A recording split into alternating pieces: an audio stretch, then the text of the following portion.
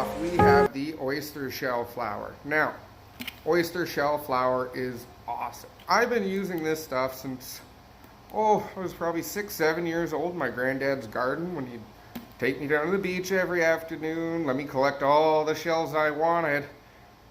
And then when I got home, he'd give me a hammer and tell me to smash the shit out of them to go check in the garden.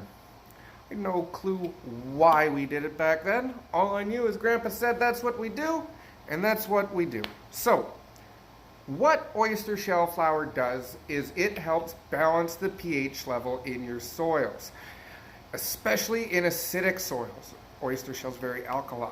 It promotes root growth to build a stronger root system, so you get those big fruits when you got big roots. All around, it helps build yourself a bit more loamy of a soil. So if you're looking to grow root vegetables outside, oh my god, this stuff, it is amazing on that side of your garden. Excuse me. You can also put this into compost, worm bins. It is excellent for those. It helps aerate your soils, creates better drainage, and, well, it's pretty cheap stuff. Especially if you're a cheap bugger like me. Half the time, I still go down to the beach and collect them when I can. Oyster shell. Get some. Let's see, what do we got next here? The Superfly. Oh, Superfly! Let's go! Okay, so this stuff, you're probably wondering, what the hell is Superfly? Insect frass. So insect frass is basically, it's the excretia from black soldier fly larvae. So it's more bug shit. Let's face it, in gardening, especially in organic gardening, we love shit. It's the best. Basically what this does is it contains a beneficial bacteria that's going to improve your plant's overall health. It'll help with the absorption of nutrients. Again, it's just going to help you build a bigger, stronger plant in the end. That is the insect frass. What are we doing now? What do we got? Mineralized phosphate. So normally I'm a little bigger on glacial rock dust, but why not? I was given this jug and I figure I'll chuck it into this. It's going to help boost your yield, especially later on in flower, when your plants are craving more phosphorus and potassium. Alfalfa meal is the next we got going here. Alfalfa meal. This stuff, it's made out of fermented alfalfa seeds. A lot of farmers use this for feed for horses. Horses love alfalfa. It's great, again, outside. Use it in your shrubs, just in much bigger doses than what you would in your indoor garden. This stuff, however, like this, is not cheap. It's very expensive. However, if you live in a rural area, you can just mosey on down to your farm store and buy bulk bags of this stuff. And I mean like 10-kilo bags for what you would pay for this little tub. Not that I don't love Gaia Green, but again, this is one that was given to me by a friend. Alfalfa meal, what it's going to do, it's a bloom booster. It's going to help you in flower, which is why we're throwing it into our flower soil.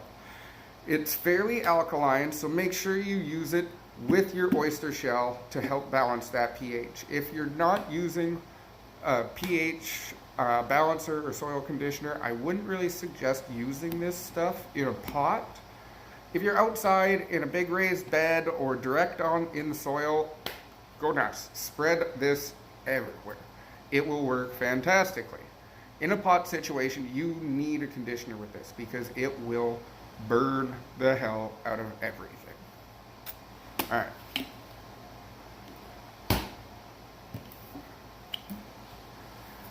Glacial rock dust. Again, like I said, that's more what I prefer. Especially, I used to be a driller. I did geotechnical and environmental drilling. And whenever we were in a location that I knew we'd be going through glacial till, I brought my own bags. Because Well, why not get the freshest stuff you can right out of the Mother Earth herself? Sourced, again, it's glacial rock dust, so it's kind of in the name. This stuff is sourced from mineral deposits left by receding glaciers. It's an excellent source of magnesium, iron, manganese, and it's got dozens and dozens of other trace elements in it that's going to help improve your soil structure. It's going to help with moisture retention and drainage. It provides the plants with essential minerals to enhance all its vitality and help with pest control. The pests, what it does for pests is this will actually make your plant harder. It will make the structure of the leaf harder. The stalk, the stems, everything is going to be harder. And bugs don't and will not like to bite into it. They like a nice, soft, juicy leaf. Like, who wants a big, hard piece of lettuce in their mouth, right? Not me. Okay. Oh, moving right along here. We have blood meal. Okay, blood meal, again, most of this stuff, it's right in the name. It's a dry, inert powder made from blood. Mainly cattle blood in slaughterhouses. This is mainly for veg. It's not really needed in bloom, however, I do give it a tiny little bit as well.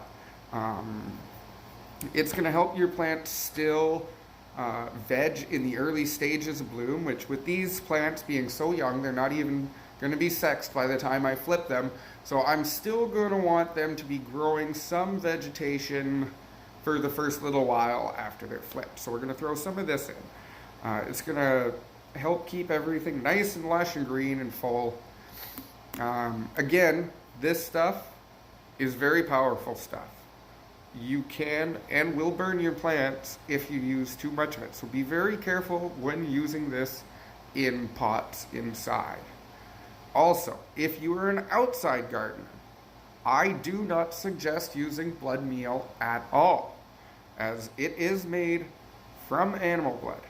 And you can guarantee yourself in your garden, you're going to get things like raccoons coming around. If you got pigs in your area, wild pigs, they will root your shit right up out of the ground, and you can say bye-bye to all your hard work. So, be careful when using blood meal. And bone meal, for that matter, because it is pretty well the same. Bone meal is, again, it's crushed up bones. It's an excellent source of phosphorus, which will aid in the healthy root formation, boost your plant's vitality while flowering. This is mainly what we're going to be using today inside of that. We're going to use a little bit of the blood meal, but we're going to go full strength with this bone meal.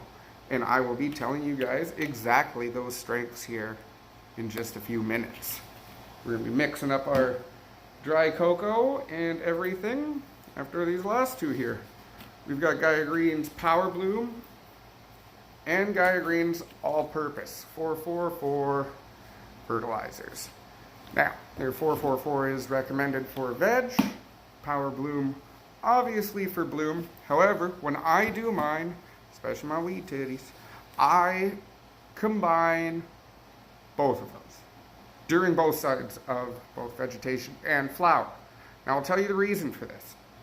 Because again, people are like, oh, your plants don't need nitrogen in flower. Ooh. Bull. They do, especially in the early stages of flower. So what I will do with these is I will make a ratio for both the vegetative formula, the start of flower formula, and my last final top dressing at the end of flower. And it basically starts at 60-40 going one way. So in veg, I'm 60% on the veg, 40% on the bloom. And then start of flower, I go to a 50-50 mixture of it. And then on my final top dress, I go 60-40 again, bloom to veg formula. Oh, wow, that's a lot of talking. You guys are probably tired of that. Let's get to some of the fun, shall we? Let's get our hands dirty. Now, one thing I didn't mention, which I probably should have, everybody, is safety first. There's a lot of rock dust in here, and that dust, well, it is not good for your lungs. There is a lot of silica in there. Same with the perlite. You really don't want to be breathing that in. So, safety first. Let's mask up before I do this next one. And I'll walk you through it as I'm mixing it up. So, basically, I just get my hands right on in there, and I just turn them around like tillers on the top. You want to make sure to really dig down to the bottom, get all that up to the top, and then keep thoroughly mixing it in, twisting it in, just like your rototiller would. You want to ensure everything in here is really, really well mixed together. You don't want pockets of anything sitting in your soil. It will create problems for you. Now, with organic dry amendments, it is pretty tough to fully burn your plant, but you can. I've done it before. Not so much with dry amendments. However, over-concentrated teas, especially compost teas, those are very strong things, full of microorganisms and bacterium. That, if it's in too high a concentration, yeah, sure shit, you're gonna burn your plants, just like with everything else. So, as always, you just want to take care, mix everything in very well. It's another reason why when I add the perlite is after that I've already mixed it once. Because then it's going to get yet another thorough mixing once that's in there.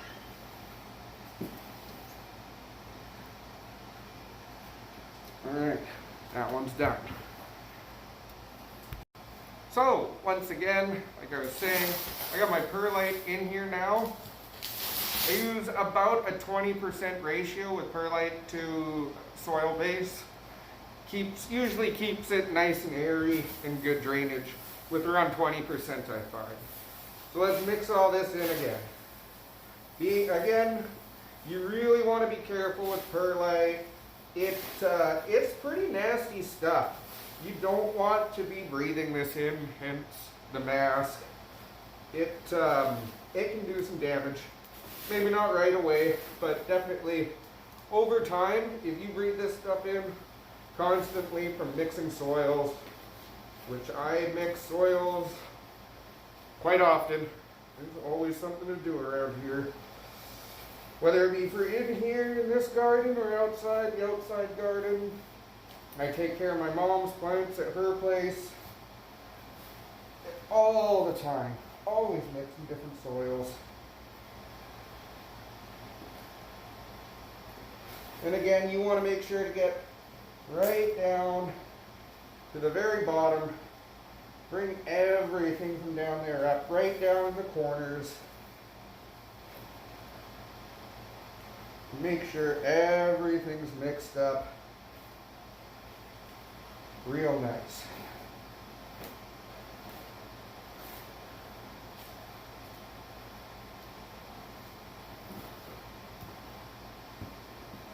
While I'm doing this, I might as well throw out my shout out to the man, the myth, the legend, the pot squatch. Without him, I probably wouldn't be here doing this today. He really got me excited about growing cannabis. I have smoked pretty much my whole life been smoking almost 30 years now. And yeah, I always grew outdoors and had fun doing it, you know, my little guerrilla grows. But after legalization, I really wanted to start to dive a little deeper into things. His videos help so much, and we're actually quite good friends now. We talk all the time. One of the best guys out there. Check out his videos too, potsquatchgordon.com. He's about to have genetic line released for his own company. He's a good dude. Check him out. And there's that one mixed up. So let's do this last hyperlapse, get this last bin mixed up, and then we can have a talk about everything and how much of things went in there.